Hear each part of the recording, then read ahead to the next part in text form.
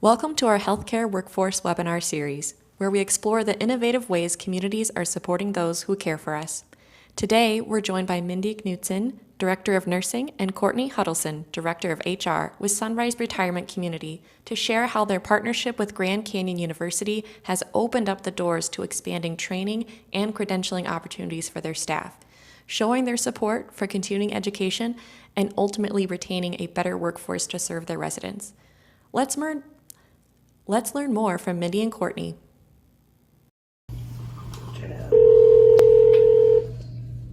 This is Jill. Hi, Jill. It's Mindee, and I have Courtney here, and then I have two individuals from Iowa Medical Society. Yes. So you're on speaker. Right. Sounds good. Hey, all. Hi. Thank you so much for joining us. We're trying to learn a bit about your partnership with Sunrise Retirement and GCU, and kind of talk about how that came about and what it all entails. Okay. Yep. So Grand Canyon University offers our check partnerships with different healthcare organizations, and obviously I approached Sunrise, think very highly of the folks there at Sunrise, and they jumped right on this opportunity. I mean, it's not only going to support their staff, but when you have better staff, staff that is more engaging, then, I mean, it just provides overall better quality of care. So our job board and other folks that have checkup partnerships with us across the United States, they're able to post jobs to their job board as well. So if someone in Arizona is looking to move back to Iowa, they're able to access any openings that are partnerships throughout the state. We have identified that unfortunately there is a shortage in healthcare, and there is a shortage in education as well. So we really do our best to support those that are wanting to grow within as well and retain their staff by offering this. I mean, it's a free agreement, no obligation, but just supporting us and allowing me to come in and connect with their staff that's interested in going back to school. Curious, are there other specialties or competencies that Sunrise does access or could access if you wanted to expand?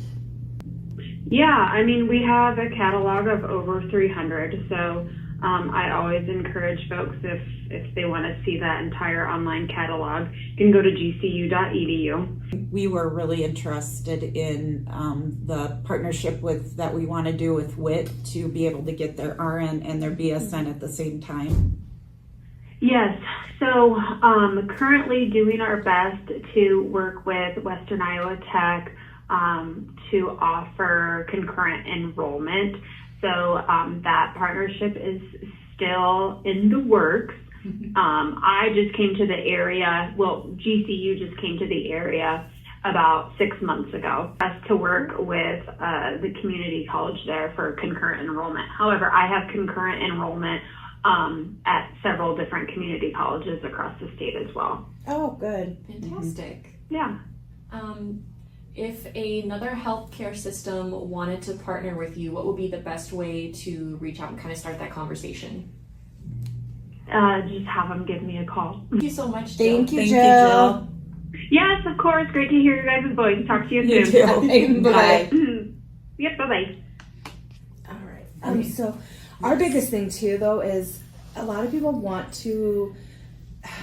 It's weird because, like, I don't want to say the millennials, but they just want to stay somewhere short and go. But if you kind of like encourage education, provide, extra little things to like advance them. We get a lot of CNAs that come here too. And if they're doing really great and they've been here a year and I hear that they're going to want to be nurses, we reach out and we're like, we'll pay for that. Like 100% at WIT. So we'll pay for their LPN, all of it, all their prereqs, everything, and their RN as well. So that helps. And so then they'll tell their friends, and then they'll come apply and they're like, hey, how long do we have to be here for you to do this for us? And it helps people like want to feel like we're investing in them too. So because we appreciate all of their great care that they give to our residents. So it's super important that we do the best we can to give back, even much really, No, because what is a year? 2080. Yeah. So it's, but Yeah. sometimes it'll be a little bit more, obviously. It'll vary because some people have to take I don't want to say remedial classes. I don't mean that in a negative, but some people haven't been to school in a long time, so they have to take or a refresher mathematics class or something like that. We pay for that too, so that it'll help. Because if that's the only hiccup in there, we don't want that to be the deterrent, From continuing on. Mm-hmm. Gotcha. Yeah. And so what I am trying to do is when I set up the apprenticeship program, we start them brand new, never been a CNA before. So we put them through the class. We teach it right here. We have a lab with dummies and all that. Which is fairly new. Yeah. You guys created that. Yep. And then they take the class here. We send them to WIT to take their tests. And then they already have a job. So it's like a paid apprenticeship program for a year. They can, if they choose, after 6 months, get their CMAs. And then after the year is up, they then have the opportunity to continue and get their LPN, which we pay for. So it's like a stepping stone that they could really be nurses without paying anything and working the whole time. Yeah, Which you're is really nice. investing in them. Yeah, and they won't have student loans. I try to sell the better points of it, because then you're already starting off with no student loans. You have to go full fledged like we did. It's pretty big. So we have multiple mannequins and things, but it really helps. So then you can make sure that everyone knows their skills before they even have hands-on with a resident, because we don't want any harm to come to a resident. So it's really nice because we can test them out before they even come over here, and then we use it for our annual skills fair as well. It's just like a refresher, here, draw blood. And we have an arm that has fake blood in it, so they have to draw blood. We have an arm that is, we can set the blood pressure to whatever we want, and then they have to actually do it, but we know what it is. So if they're it's 130 over 72, I'm wrong. I have that set for 148 over 74. We also teach our CPR class here. So we have one of our staff that is certified to teach. It has to, they have their requirements for the class size, it can't be over so many people, but she's here on staff, so she can say, okay, we'll do one this week, we'll do one next week. She just has to reach out to them and let them know, and then they're like, yes, you can do the class, and then she just does them. So thinking, oh, your CPR is expired, you can't work the floor until it's current. Well, sometimes to get into a class at WIT or wherever it might be, the Red Cross, wherever, sometimes it's not tomorrow, you have to wait several weeks. So how unfortunate, someone who needs a job, wants a job, and is willing, it's oh, but hey, you gotta wait 3 weeks so you can get in this class, to renew your license or your certificate that you've already had prior. So that's always kind of it's a nice little thing to have. So if some place is able to do that, I highly recommend it. Because what led to the partnerships and the reasoning for starting the lab? What led to the need? Honestly, what I was finding is during COVID, a lot of the CNAs were going through the class, but they never got, once COVID started, they never got any hands-on they were doing. So we found that we had to actually train them ourselves to get them up to par so they understood and so they could pass their state test. And what kind of led to the GCU partnership? How did that come about?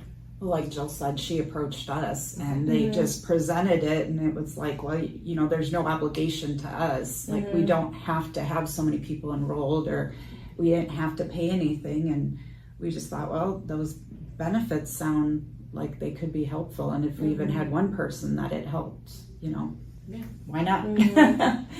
So. Well, and that was interesting. She said that some people have already reached out for the NCLEX because they don't come and tell us because, it's not our business, so they take advantage of this. So that was kind of refreshing and kind of exciting that there are people, because we just assumed maybe they did because we tell them and give them the number. So we were, good news. So that's awesome. And the classes too. that's a nice little thing to have, just some extra little educational pieces for not just us, but for like our nurse managers and things like that, and even some of our more leader focused floor staff too, so they get a little bit, because we also like to hire from within.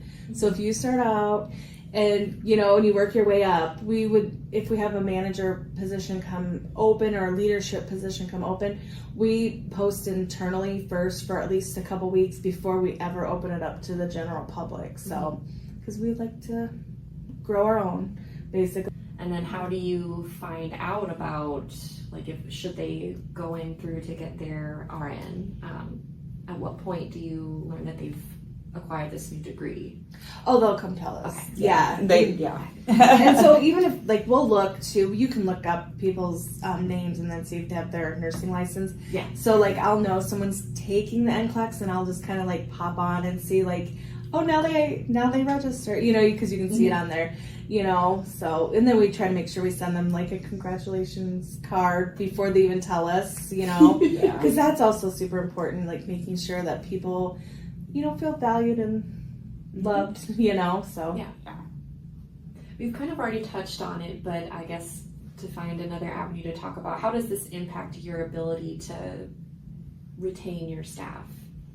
Well, we were just doing our anniversary cards just now for our staff, and we have an RN who's been here for 35 years. Wow. So we were doing her card. She started off as a CNA? I'm not sure. I can't remember. I feel terrible because I haven't been here 35 years, but right. It's, yeah. It makes a huge difference because people see the tenure of some people and they're like, oh, this must be a good place to work if, people are staying that long.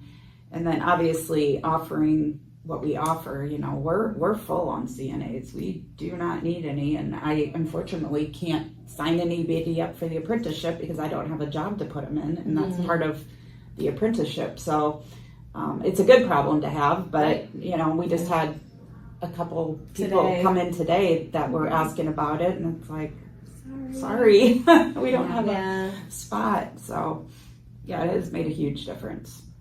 It really has. What challenges have come about from either the skills lab or the GCU partnership, if there are any to share? Nothing yet. No. Nothing yet, so thank God. So I know, knock on wood. Yeah. We've talked about the impact. What kind of lessons have you learned from this collaborative piece? And if others wanted to, we talked about reaching out to Jill, but if they wanted to start this or a similar aspect, what kind of piece of advice would you share? I would say people want it. They want this partnership, especially if you start talking to your employees. That's what they want. They want opportunities to move without having to, job hop or whatever. But it's just getting it out there and offering it to them so they know about it. Because unfortunately, a lot of them won't seek it out themselves. So you have to here, we have this. Here you go. Yeah. And we have signs posted, and I think it's funny because Jill will come in probably every quarter maybe, and she'll just do a little booth out here, just at a table.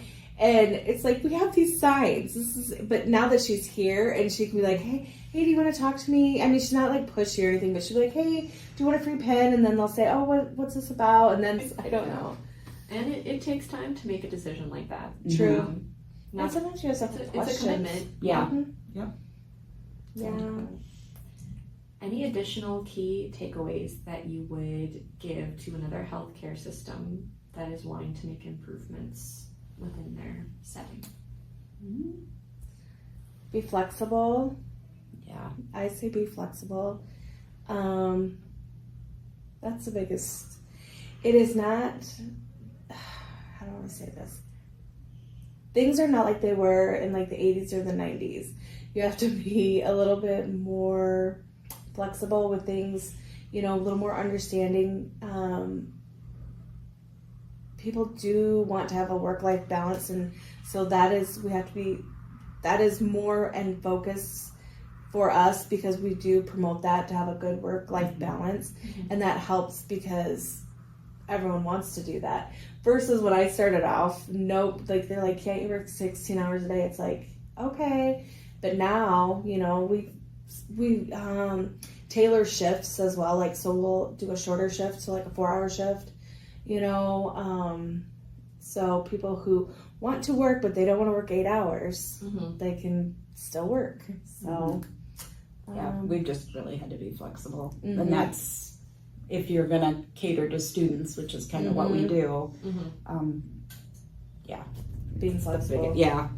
And out of curiosity, for those shortened shifts, is that to meet, like, does that typically end up as an FTE, or are they part-time? It usually, they're part-time usually. They're usually part-time, like for that individual themselves, but it may be a full-time staff person that will pick up the four. Okay. Yeah. Because they're like, you know, I don't quite want to work this many days, but I need to be at this many hours, so they'll just kind of pick that up.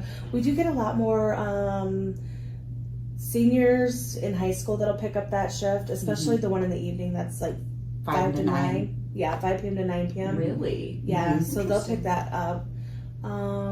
Yeah, that's usually picked up by, because they get out of school at like 3, and then they can come in and still work.